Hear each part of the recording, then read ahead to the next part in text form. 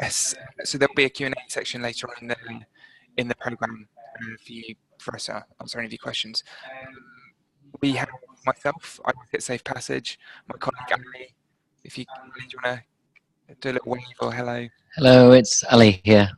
And he'll also be explaining what this campaign is about, and obviously we have Alf. Alf, do you want to, and Alf will be starting off the call. That's me, hello. Right.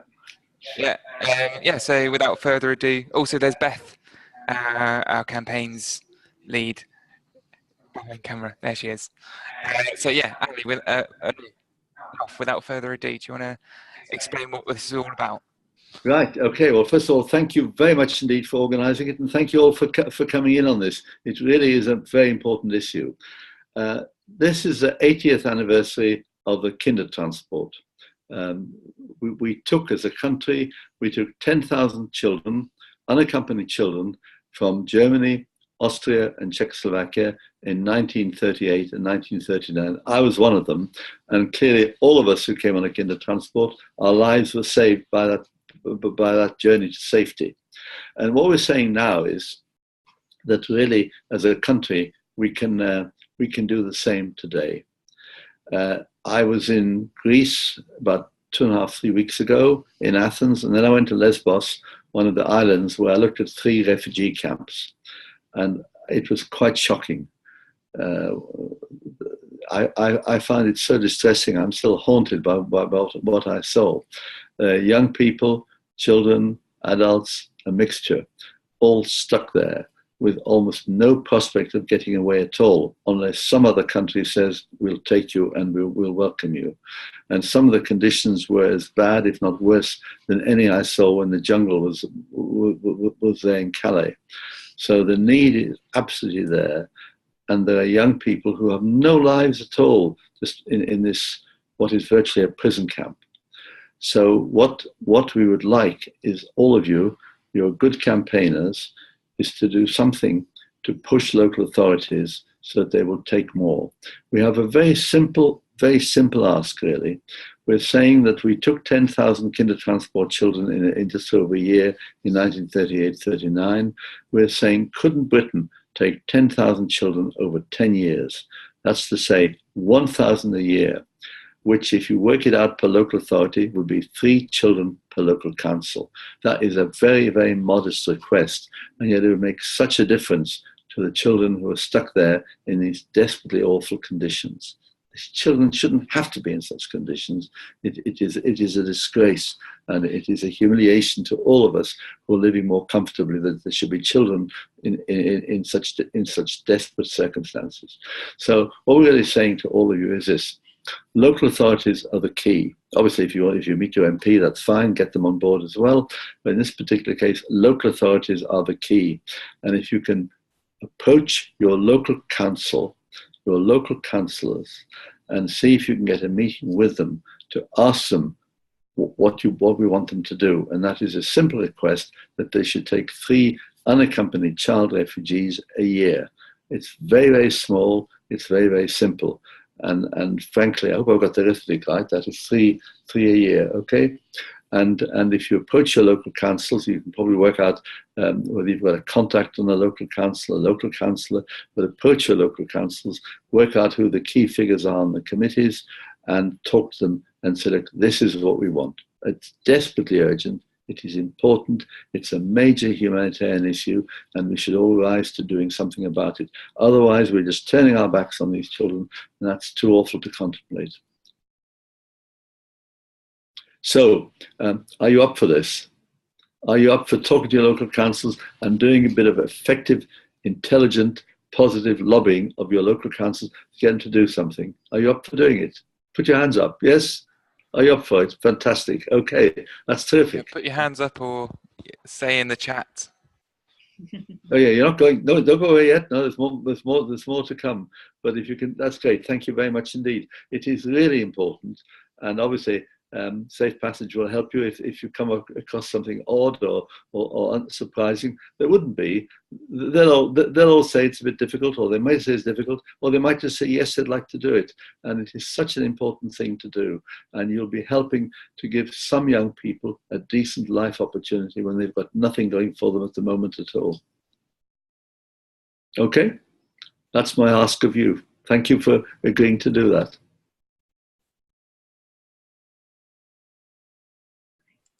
Alf, do you want to give a bit more background about why this year specifically is so important, and about your story, and how you're involved? This is the 70th anniversary. 80th. Sorry, I beg your pardon. It's the 80th. It's the 80th anniversary of when the Kindertransport scheme was opened in 1938, and then a lot of them came in 39. I came in the summer of 1939.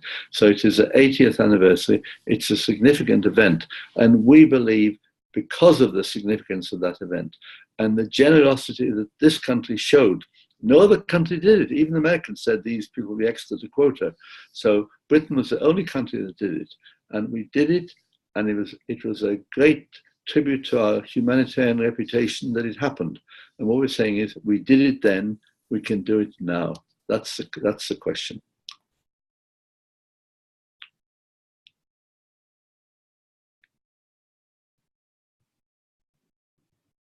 Okay. Okay, Ali, do you want to go into your section here? Yes. Right, unmute. Okay. Wonderful. Can everyone hear me now?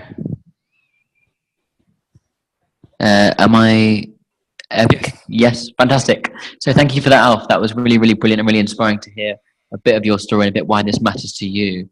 And hopefully that's given you all a sense of what the goal is this year.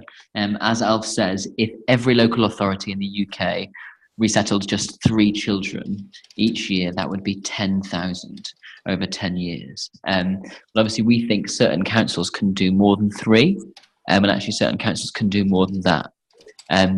So what we're asking you to do is to approach your local council to get them to make a commitment or a pledge to support child refugees and pledge a number of places. So one of the really effective ways of doing that is through a deputation. Now, my background, I did a deputation 2 years ago when the refugee crisis first happened. And this was to get refugee families to be resettled in Camden. We went to the council with a deputation. And we had people from Syria and from the Syrian community speaking powerfully that day about why it mattered to them. We also went there with a pledge of 3 homes that we'd found that were being offered to Syrian refugee families. And we thanked the council on the day for the work they'd done so far and asked them to go a little bit further. So after that, they agreed to resettle 20 refugee families. And the deputation was the key to that process. So what it is it's a full council meeting. So once a month, all of the councillors come together to meet, and a deputation is a chance where people can go into those council meetings and ask a specific question on a topic that they want to.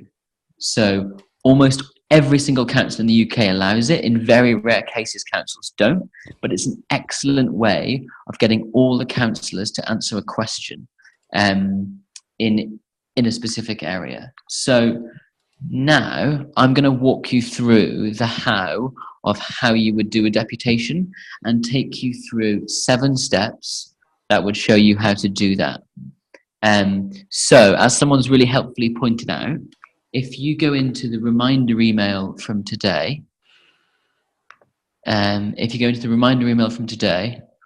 then you should find at the bottom of it, at point 1 is a campaign pack. So it has tonight's agenda on it, and just below the agenda is the campaign pack. If you click on the campaign pack, it will open, which is a really helpful document for you.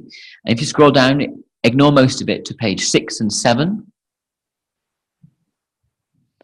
And then I will talk you through the key steps for a successful deputation. Now, so Step 1 is really about just Google your council's name and the word deputation. There should be instructions on there to find out how you secure one.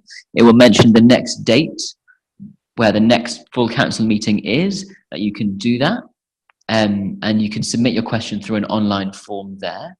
There is a chance that there will be no full council meeting in August. Sometimes councils are away, which means September is a great time to do one, and August is a great time to plan your deputation. So you need to Google your council's name and deputation, and there'll be instructions how to do it on there.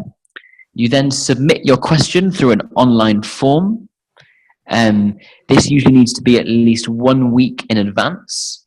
And a really important part of this is to make sure you leave your phone number on the form or in some way for them to contact you, because if they're going to make a commitment, they might want to discuss this with you first. We will also send you a draft version of a question that you can submit, so that it's easier for you. All you will have to do is fill in your local area names and the numbers that you're asking for on that. So step 3, once you've submitted your deputation question, the council will inform you of the date, and they'll let you know when you need to go in. And then the next step is really arranging with some of the key councillors on the council to get them on your side. When we did this really well in Camden, we'd already met with 2 councillors beforehand who were able to speak up after us and support what we were saying. So that really helped. So speaking with them first is really important. The next step is really, once you've got your date, it's about spreading the word. We're a people-powered organisation. Our power doesn't come from money, it comes from people being there and showing up on the day. And so there's a limit on how many people can speak in deputation, but not on how many people can be there. So if you have a packed room full of people, you can really show just how important this issue is to people locally.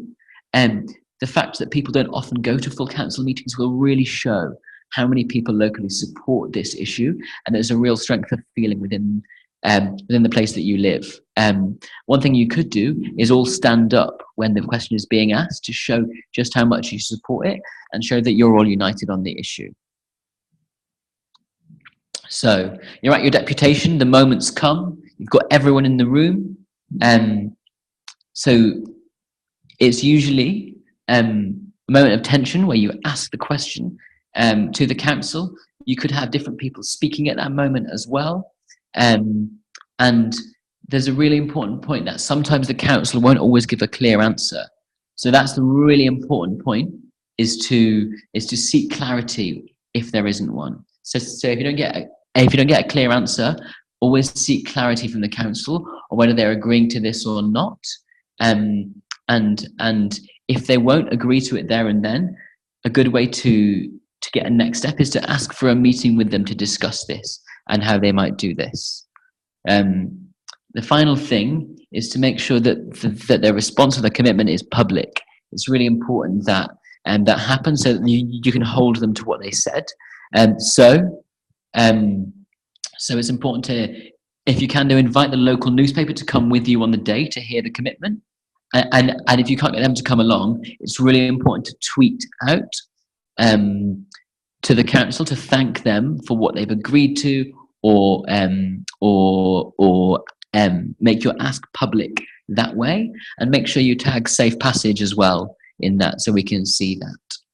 Okay, so those are the 7 steps. I've had a couple of questions about MPs.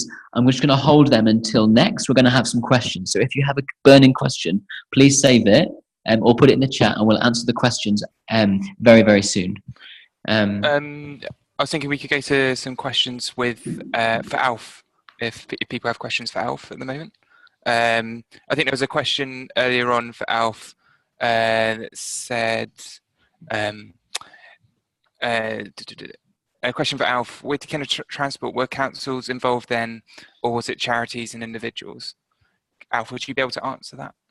Say that again, please. Could you repeat the question? With the Kinder Transport, I don't know if you know, Alf, but was it individuals that made it happen, or were councils involved? How did that come about?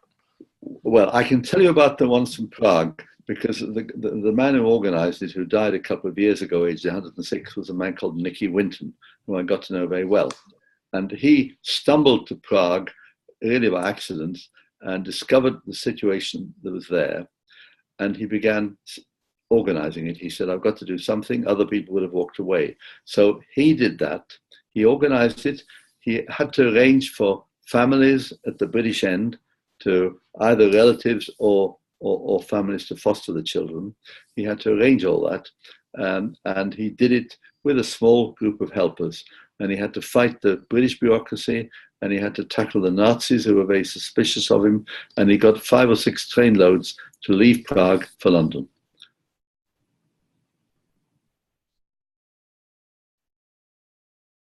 That do it? All right. Yeah, yeah. Has anybody else got any questions for Alf? Anne, have you got a question? Or no? Put your questions in the chat if you have. Yeah. Okay. All right. Well, I think. Okay. Well, we'll go on to the next section, and if anyone. Yeah, we'll go on to the next section, which is the breakouts. Ali, do you want to introduce? Could I just add one further point? Do you mind if I'm sorry. Yeah, sure. Please do. Can I just say this? That in the whole campaign on behalf of child refugees, we've concentrated on not making this the property of any one political party. And I think it's important when you meet your council that you can say that this had all party support. And the strength of it is that it was all party support, and we were not trying to just have one party take the lead in this.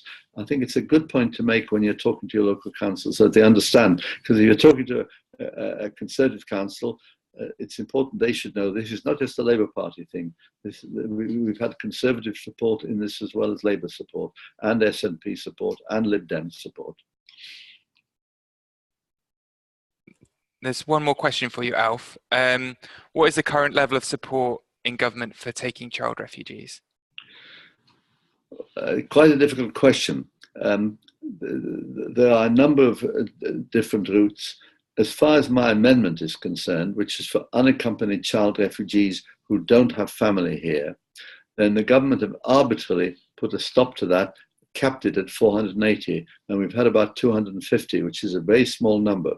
It's disappointing, and we've challenged the government on this. The government say that local authorities are not coming forward with foster places, which is exactly where you all come in, because we've said that local authorities, we know quite a few that are willing and able to provide more foster places.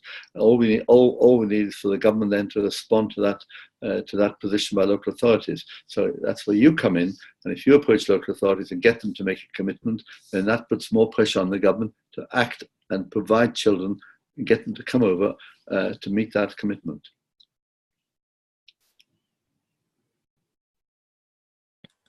And one final question.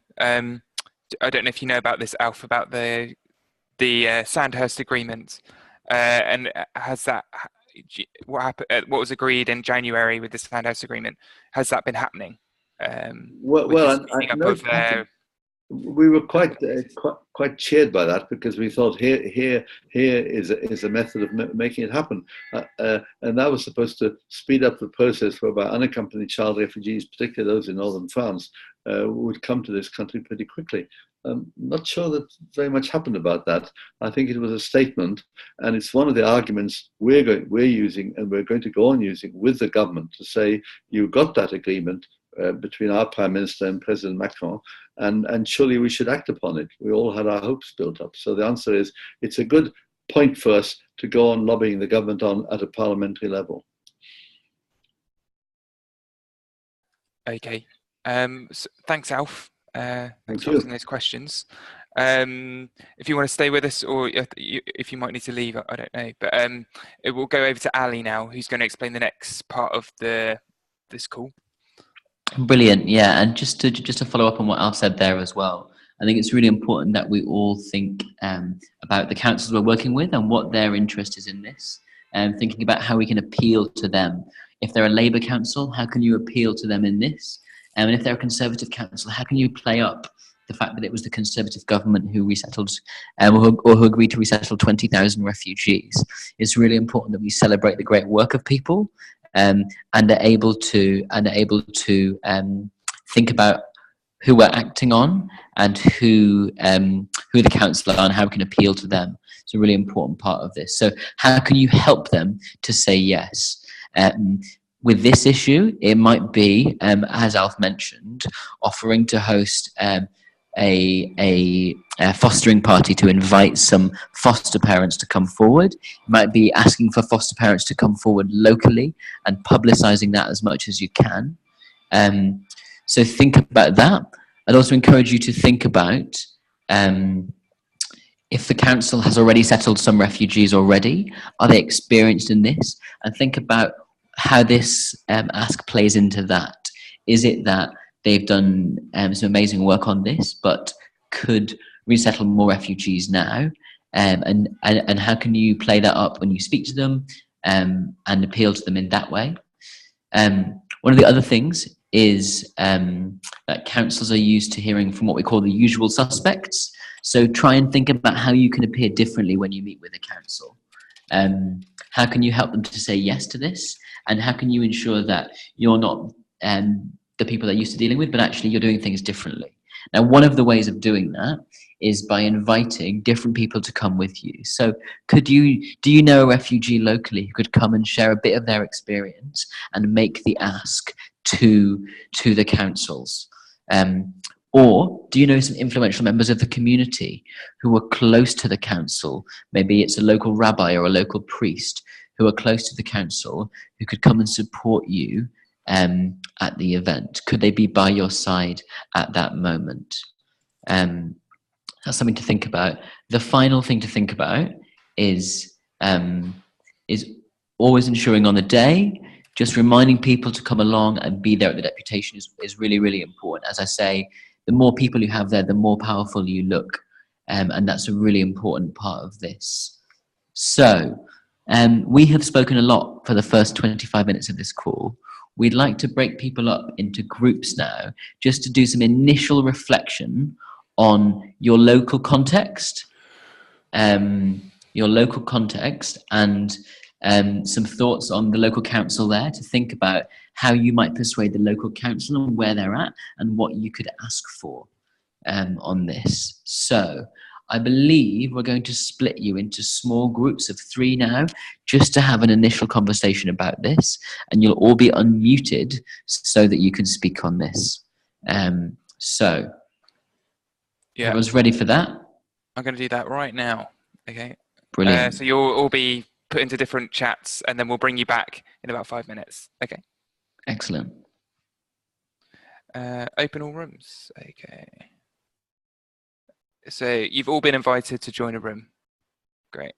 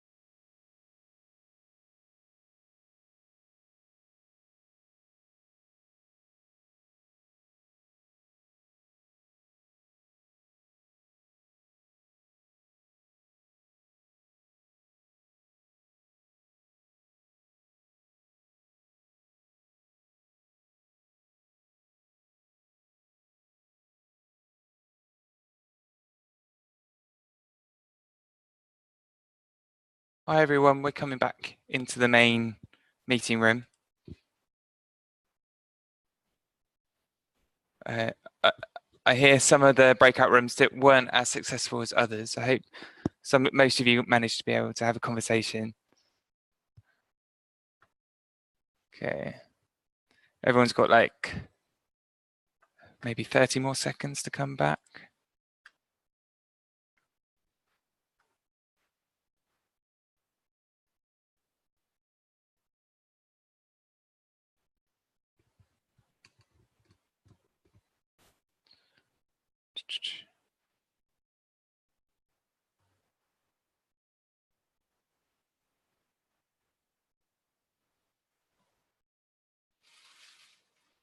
Great.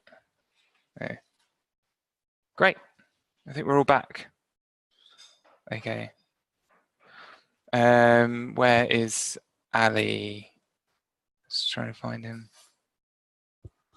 Oh no. Ali. One second, I just got to find my colleague and unmute him. Okay. Brilliant. Hello, Hi welcome. Ali, you're back. Oh, you're Thank you. sideways. I'm sideways. Sorry about that. Brilliant. Okay, so there was a couple of really good questions that actually came up in the meeting I had, which were a little bit around funding, which I think is an important one for us to pick up now very quickly, which was how is this being funded and what are we saying to councils on this? So, as Alf said, in November, Safe Passage and a group of all of our campaigners will go to government and say, will you start a fully funded scheme to do this? So what we're saying to councils is, could you pledge places on a fully funded scheme? So you would get funding from central government to allow you to do this. And we want to work with you to help you do this by finding fostering places and that kind of thing as well. So the idea is that the scheme is fully funded from central government, which is what happened with the VPRS scheme. And some of the funding from central government there really helped local councils bolster their services. Obviously, councils are struggling right now in a lot of places. So having some funding extra available to do this is really, really helpful for them. And that's something you should lead on when you're meeting with them, is to say that this would be a fully funded scheme. We had another question about how can we all meet up geographically. In a moment, we'll do an exercise where we set up a local house meeting to begin planning this, and Mike will lead you through that.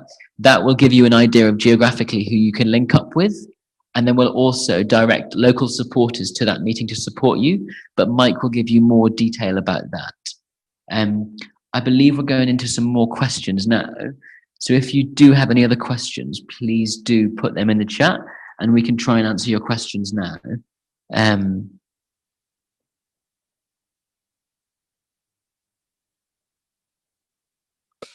I think Maxine has a hand raised, so I'm going to unmute you, Maxine, so you can ask your question. Oh, right. No, I didn't have my hand raised, but I'm pleased to have actually joined in at last. Yes, my problem is my local MP, who I've been trying to, every time I get send a letter to him, he sends a very dismissive reply. And I'd really like some help from somewhere of how to follow up when he just tells me why he can't do what I'm asking him to do. Mm-hmm.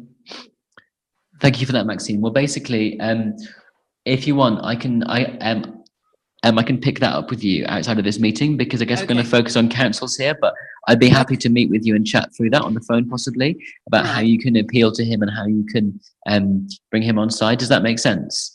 Yes, it does, yes. And with local council, I am having a meeting next week with Caroline Wakefield to see what we can do through our local synagogue to have some campaign for around the kinder transport. That's amazing. Where are you based? I'm in North London, in Finchley. Fantastic. That sounds brilliant.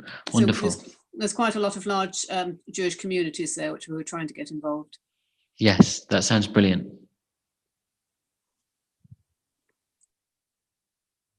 Okay, so we'll go to some other questions.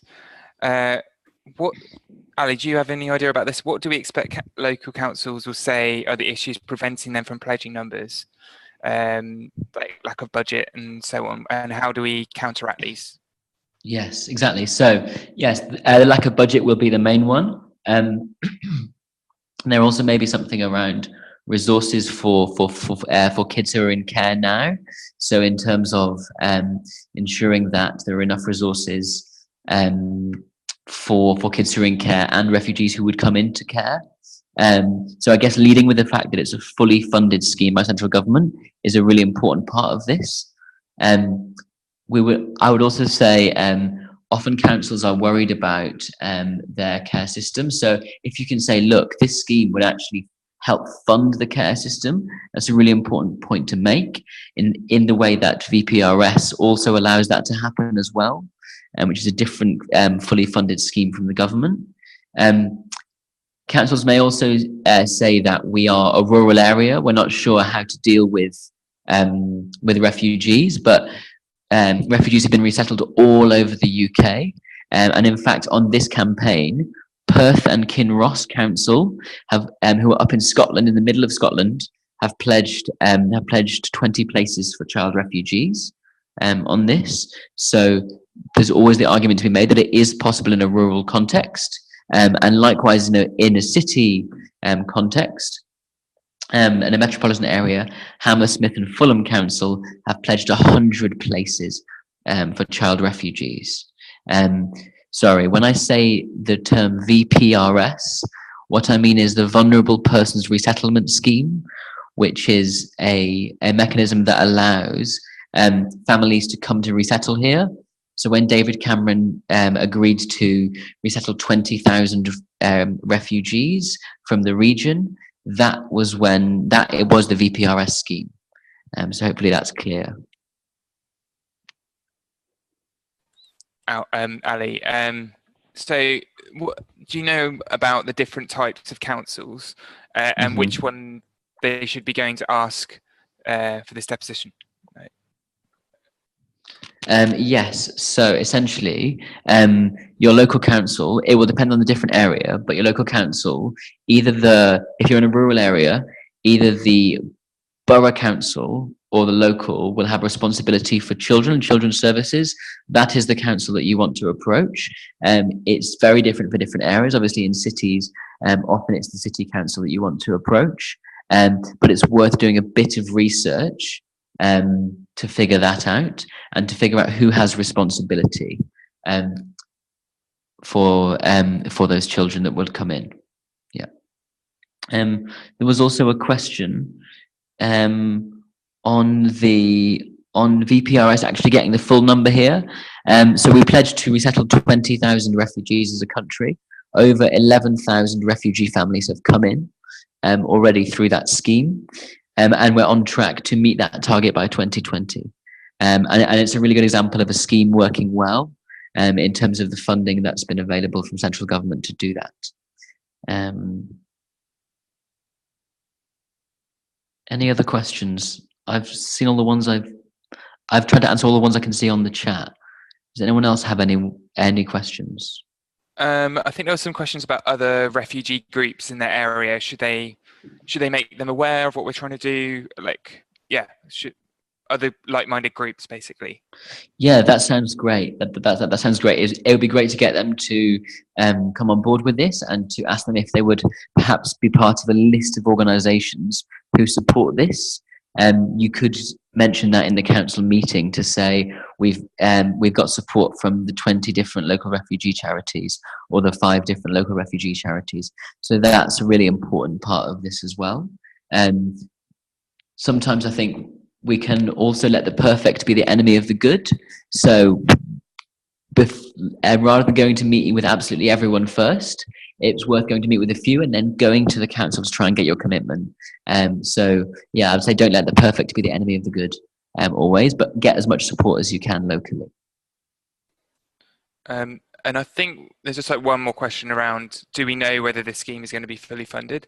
So basically this isn't a government scheme as yet, but what we're trying to do is get councils to pledge now that they would support us such a scheme, and then we'll move on to central government and get them to commit to funding these spaces. Basically, the VPRS scheme is coming to an end in 2020.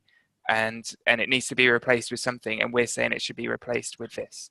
Yes. And so there is money available for this. Exactly. Okay. So the government is consulting right now on what their refugee provision should be after Brexit. So we have a real moment now to influence them on this and say, this is what you should do. They do have a scheme, which is the DUB scheme and Dublin. And there's also a scheme which resettles vulnerable children from the region. So there are things available. What we're saying is you need to go further, and we're trying to push them a little bit further on this. So there is funding available for the schemes that exist, and there would be funding available for this as well. So we're just pushing them a little bit further on this, if that makes sense. This strategy was part of the 20,000 commitment, in that councils pledged 22,000 places for refugees, and then a month later, David Cameron committed to 20,000 refugees coming. So it's really important we show government this is possible and then make our ask of them. So are we moving on to the next section now with I'll show you how to set up your local meeting. So basically, I think, a lot of questions in the chat have been about how do I meet up with other people locally. So you're just the tip of the iceberg of people that are involved in the Safe Passage campaign. We've got thousands and thousands of people across the country that can also support you in your local area. So the best thing for you to do is set up a house meeting over the next couple of weeks, and on this new platform that I'm going to show you, so that we can then contact people to join you, and you're not necessarily in your house, because that might be a bit intimidating having new people come to your home, but like in a local pub or a cafe or something like that. So I'm going to share my screen now with you. So bear with me while I try and do this bit of technology. Okay. So share screen. Okay, I should be sharing my screen with you. So can everyone see this web page? 80 years on, it's our turn. If people could just nod their heads. Yeah, great. So as you can see here, it's kind of focused in on London, but we're not just London based. This is a national campaign. But at the moment, we've only got 2 events, one in Hackney and one in Lambeth, to lobby those local councils. But we want to have loads more. We want you all to set up local meetings. So if you click the button, click to host, you go through to this next page where you can set up your own event. And then here you put in the title. Oh. Okay, so here it gives you some guidance. So it gives you some tips about where the meeting should take place, as I was saying, like in a quiet place where you can have a discussion. It's really simple to fill in the form, and then ideas about how to share it and get more people involved. So you click through onto this event, you give it a title. It's kind of all done for you. You just need to pick a location and put the details in. Here you can put in your email address, but that's optional, so people can contact you if they need information. And then this is all done for you as well, information about what the meeting is about. And then you just put in your council's name and the location here. And then you click Save Action, and you'll need to create an account. So you'll just put in your email address and your name to create an account. And then you'll get a confirmation that your event has been set up. So this might seem a little bit confusing to look at when you're not actually doing it, but it is really simple. And we'll send you more details after this call about how to set up an event.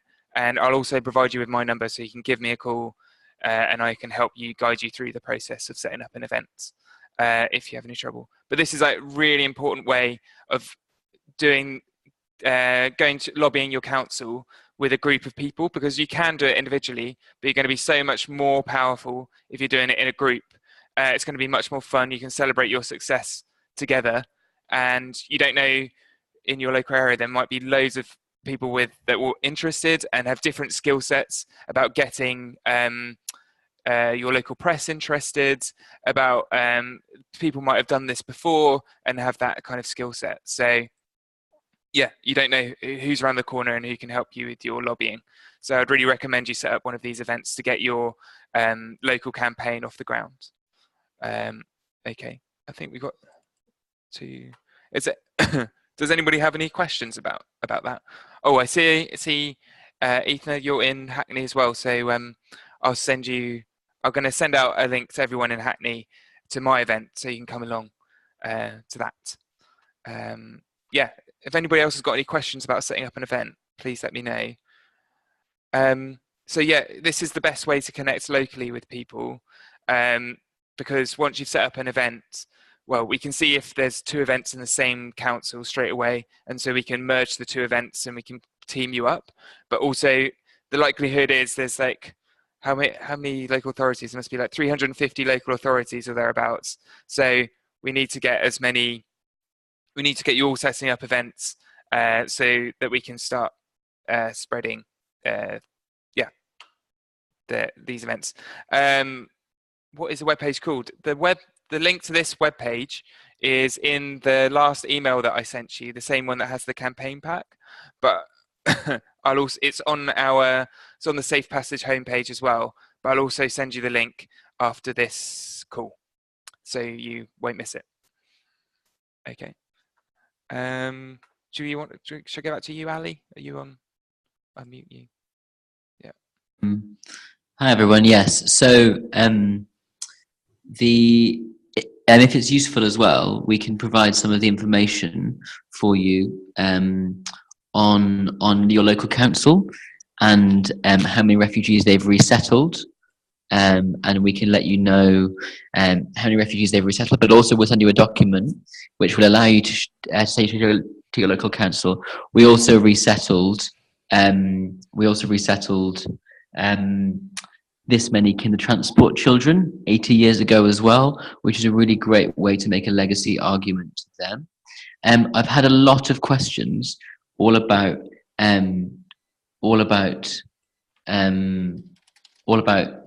the specifics of the schemes.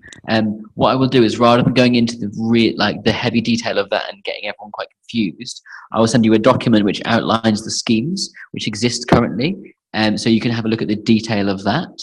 The other thing that seems to have come up a little bit is that, yes, it's always better to do stuff with other people. So if you set up a house meeting through the tool Mike just used, we will invite our supporters in that area to come to meet with you at that house meeting. You should invite your friends as well, but we'll support you to have local people to help you as well. That way, it's not just you on your own who's doing it.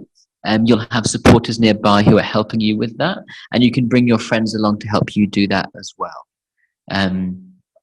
So I'll try to answer some of the questions that have come up throughout the meeting. If I haven't answered your questions, please do let me know, and I will stay after the meeting is finished to wrap up some of your questions. So hopefully now everyone's clear on this. Essentially, your first step is using the tool Mike just showed you, going back to the email about this meeting and setting up one house meeting, and getting some of your friends to come along to that to plan your strategy. And so we'll support you by sending you some information about that as well. So the follow-up you'll get will be a campaign pack, which you should already have, but that outlines all of the steps for a deputation. If you do get a date for deputation, or even a commitment from your council, please do write to us. Let us know the date of your deputation, and we would love to hear about it, to support you with it as well. So please do let us know if that happens. We'll also send you an example agenda for your house meeting so that you have some support in running your house meeting. And we'll write to you in 1 week's time as well, just to check in to see how if you've set up your house meeting, if you need any more support doing that. The final thing we'll send you is an example deputation request. So all you have to do is fill in a little bit of information and submit that to the council. Brilliant. And so the other thing is, if you if you want to check in again with this group of people, which I think will be a really useful exercise to check in on how things are going, we will do another call in exactly 1 month's time on the 20th of August at 7 p.m. to check in on things and see where things are going and support you with any help you need in this. So that's what we'll send you now. You'll get an email with all of those things in, so that you have that information and feel supported in this. Okay, brilliant. So if you have any more questions, please do stick around and put them in the chat, and I will stay around to answer those questions. If not, you will get all of the information sent to you on next steps, and an outline of that, and most of it is in the campaign pack, which you already have, in the reminder email about tonight that you got today.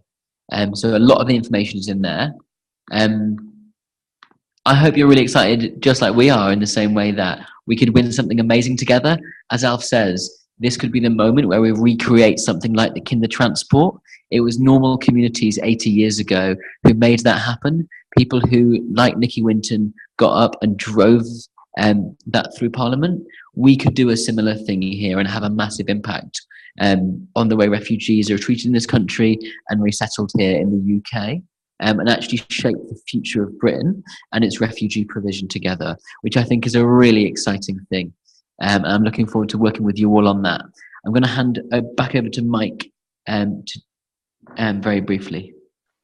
Okay, yeah, and we're really excited about this campaign, and this is like a really rare opportunity where such an important anniversary has come colliding with the government like deciding on the policy going forward on how they're going to resettle refugees. So this is we've got these next 3 months to really get our pledges from councils and to convince government that this is a really viable way to resettle refugees in this country.